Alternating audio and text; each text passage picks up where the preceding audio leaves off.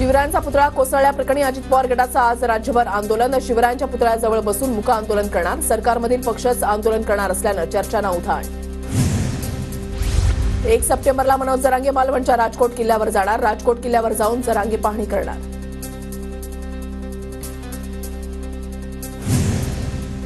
लातूरमध्ये जनसन्मान यात्रेमध्ये अजित पवारांच्या स्वागताच्या वेळेला मराठा आंदोलकांची घोषणाबाजी.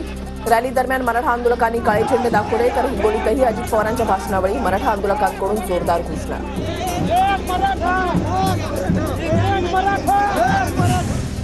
बीडमध्ये भाजपच्या माजी आमदार संगीता ठोंबरेंच्या वाहनावर अज्ञातांकडून दगडफेक. संगीता ठोंबरेंसह ड्रायव्हर जखमी. दोघांवर रुग्णालयामध्ये उपचार सुरू. भंडारा जिल्ह्यामधल्या 3ही विधानसभा क्षेत्रातील जागांवर काँग्रेसचा दावा. भाजपसह शिवसेनेचेही उमेदवार समोर. राजकीय वातावरण तापणार. दगाफटका टाळण्यासाठी जागा वाटप होत नाही तोपर्यंत उमेदवारांची घोषणा नको. भाजपचा सावध पवित्रा. मुंबईमध्ये भाजप वेट अँड वॉचच्या भूमिकेमध्ये राहण्यासंदर्भात महायुती समन्वय समितीच्या बैठकीमध्ये चर्चा.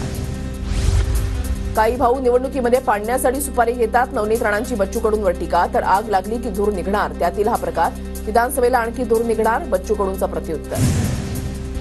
दक्षिण नागपूरमध्ये ठाकरे गटाकडून निवडणुकीची तयारी सुरू. ठाकरे गटाचे जिल्हा प्रमुख प्रमोद मानमोडे यांच्याकडून तयारी सुरू. तर शहरामध्ये आम्ही एक जागा मागणार. प्रमोद मानमोडेंचं वक्तव्य. भाजप नेते प्रशांत परिचारक यांचे समर्थक वसंत देशमुख पवार गटाच्या वाटेवर. पंढरपूरमध्ये भाजपला मोठा धक्का बसण्याची शक्यता. वसंत देशमुखांनी पंढरपूर मंगळवेढा मतदारसंघातून निवडणूक लढावी. कार्यकर्त्यांची मागणी. अमरावतीच्या दर्यापूरची जागा शिंदे गटाला सुटल्यास जमा. शिंदे गटाचे माजी खासदार आनंदराव अडसूळ यांचं मोठं विधान. चंद्रपूरमध्ये मनसे उमेदवार मनदीप रोडे यांचा प्रचाराचा शुभारंभ. महाकाली देवीच्या मंदिरामध्ये आशीर्वाद घेत प्रचाराला सुरुवात. मोहोळचे अजित पवार गटाचे आमदार यशवंत माने शरद पवारांसोबत जाण्याची शक्यता. इंदापूर दौऱ्याच्या वेळेला यशवंत माने सुप्रिया सुळेंनी एकत्र प्रवास केल्यानं शरद पवार गटाला आणखीन एक आमदार मिळणार असल्याच्या चर्चांना उधाण. उपमुख्यमंत्री देवेंद्र फडणवीस आणि भाजपचे राष्ट्रीय सरचिटणीस कैलास विजयवर्गीय यांच्यामध्ये नागपूरमध्ये बैठक. वर्गीय यांच्यावर नागपुरातील 12 विधानसभा मतदारसंघाचे प्रभारी म्हणून जबाबदारी.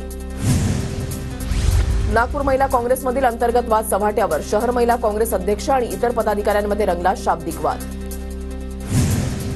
ग्रामविकास मंत्री गिरीश महाजनांकडून सरपंचांच्या मागण्या मान्य. महाजन यांच्या मध्यस्थीनंतर सरपंचांचं आंदोलन स्थगित. सरपंचांच्या मानधनवाढीचा प्रस्ताव आठवड्यामध्ये मान्य करणार.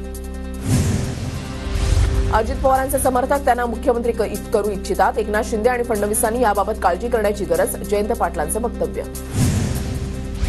बदलापूर बलात्कार प्रकरणी अक्षय शिंदेवर दुसरा गुन्हा दाखल. शाळेतील दुसऱ्या पीडित मुलीच्या नातेवाईकांकडूनच दुसरा गुन्हा दाखल.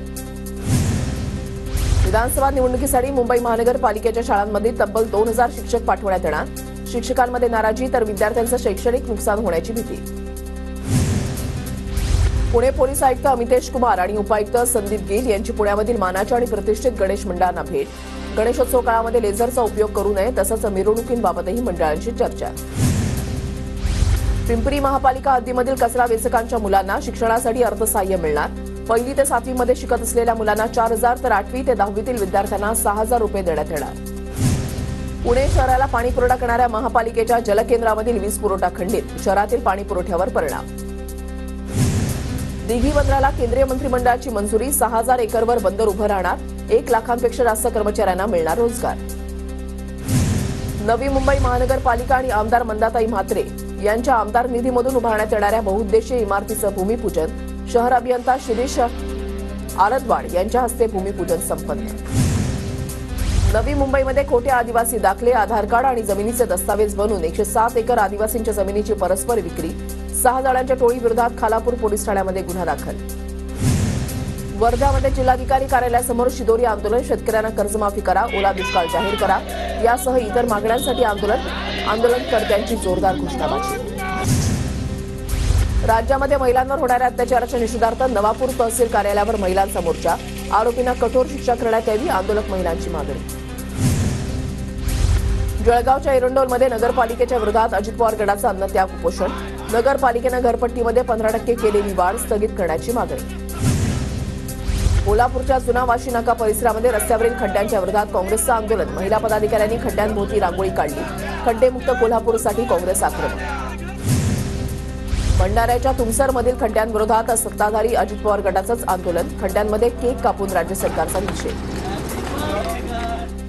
बीडच्या माजलगावमधील मोठेवाडी फाट्याजवळ शेकापचा रास्ता रोको, सरसकट पीक विमा, कर्जमाफी आणि जायकवाडी धरणाचं पाणी माजलगाव धरणामध्ये सोडण्याची मागणी. कोल्हापूरच्या इचलकरंजीमध्ये पोलीस दलामधील 2 सख्खे भाऊ सेवेतून बडतर्फ, बेकायदेशीर व्यवसायामधील आरोपींशी संबंध ठेवल्यामुळे दोघे सेवामुक्त.